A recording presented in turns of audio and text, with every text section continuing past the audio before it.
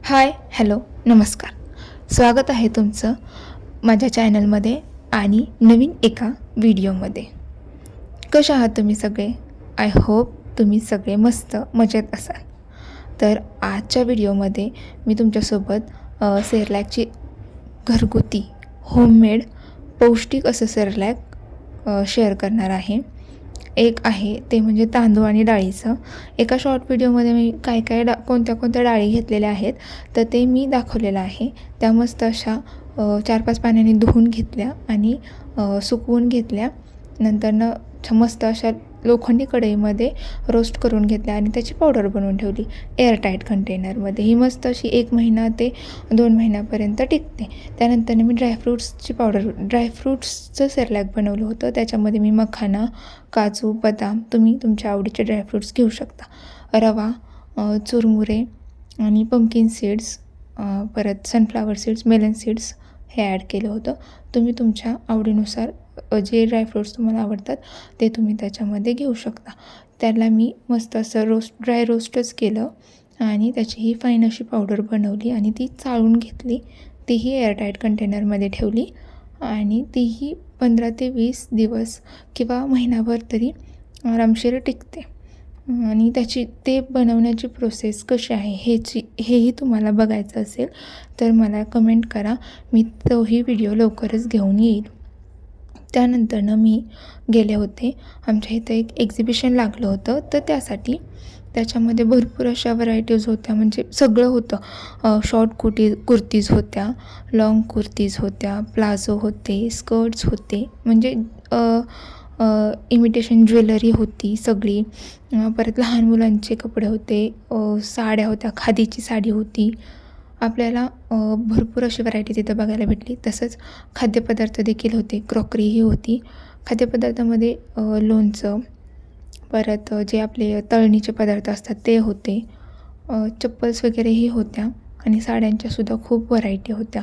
तसंच कर्टन्स, परत आपल्या फरशीवर हातरण्याचे जे गालिचे वगैरे असतात ते होते. बुक्सचे स्टॉल होते. म्हणजे एक्झिबिशनमध्ये जे स्टॉल्स लागले होते, परत स्नॅक्स वगैरे होते. खूप सुंदर अप्रतिम असं होतं. त्याच्यामधून मी थोडंफार काही खरेदी केलं. ते तुमच्यासोबत मी एखाद्या शॉर्ट व्हिडिओमध्ये वगैरे शेअर करीन. त्यानंतरनं इथेच भरपूर असं फक्त खाण्याचंच नाही, कपडेही एक मी पाहिलं ज्याच्यामध्ये ते मला आता आठवत नाही आहे त्याला काय बोलतात, पण मला खूप आवडलं होतं ते. पण ती साडी म्हणजे साडी अशी नव्हती, ते मटेरियल होतं जे की मग मी म्हटलं नको. नंतरनं पाहिलं घेण्यासाठीही हे तयार केला, म्हणजे घेण्यासाठीही गेलो, पण नंतरनं ते नाही पसंत पडलं, त्यामुळे ते घेतलं नाही. लहान मुलांचेही खेळणे होते खूप सारी. माझ्या बाळाने तर बघून खूप एन्जॉय पण केलं तिथे. आणि नंतरनं मग आम्ही तो सगळं पूर्ण फिरलो. तर बरंच मोठं असं होतं. तिथं फर्निचर्सचं पण होतं. परत क्रॉकरी सेट्समध्ये भरपूर अशा क्रॉकरीज होत्या ज्या की आपण मॉलमध्ये देखील बघतो. पण फक्त फरक एवढाच होता की महाग खूप होतं.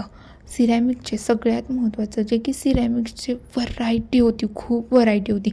जी व्हरायटी आपण एका शॉपमध्ये आपल्याला कधीच बघायला भेटत नाही, अशी व्हरायटी मला इथे बघायला मिळाली. आणि त्यानंतरनं हे वाहनाचं सामान ठेवलं होतं त्यांनी, म्हणजे अजूनपर्यंत का ठेवलं होतं माहीत नाही.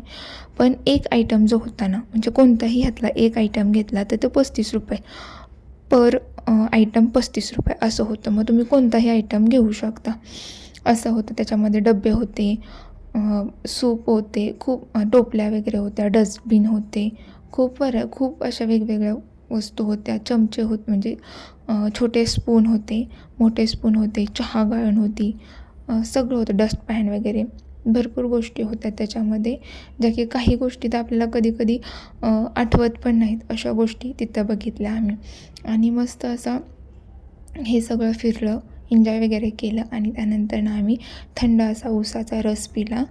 मी माझ्या आत्या आणि माझ्या आत्याच्या मुली यांच्यासोबत गेले होते. माझं बाळ पण होतं. मस्त असं ऊसाचा रस एन्जॉय केला. आणि चला भेटूयात मग परत. तुम्ही अजूनही माझ्या चॅनलला सबस्क्राईब केलं नसेल तर सबस्क्राईब करा आणि इंस्टावरती फॉलो देखील करा. Okay, bye.